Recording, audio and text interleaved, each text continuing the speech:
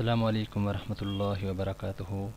اعوذ باللہ من الشیطان الرجیم، بسم اللہ الرحمن الرحیم۔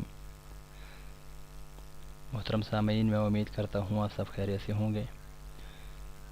ضرورت پوری کرنے کا نسخہ حدیث شریف میں آیا ہے کہ جو شخص کسی مصیبت یا سختی میں گرفتار ہو تو اسے چاہیے کہ اذان کے وقت کا منتظر رہے، یعنی انتظار کرے، اور جب اذان ہو تو اذان کا جواب دینے کے بعد یہ دعا پڑھے: اللہم رب هذه الدعوات المستجابة المستجاب، اللہم رب هذه الدعوة المستجابة المستجاب، لها دعوة الحق وكلمة التقوى، أحينا عليها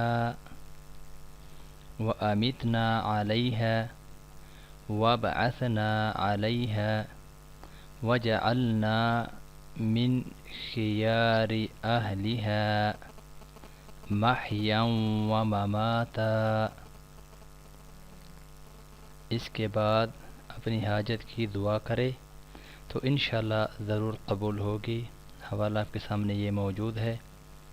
محترم سامعین، میں امید کرتا ہوں انشاءاللہ العزیز آپ اس دعا کو اپنا معمول بنائیں گے اور اپنی سختی اور مصیبت کو اس دعا کے ذریعے سے دور کریں گے۔ اللہ آپ سب کا حامی و ناصر ہو۔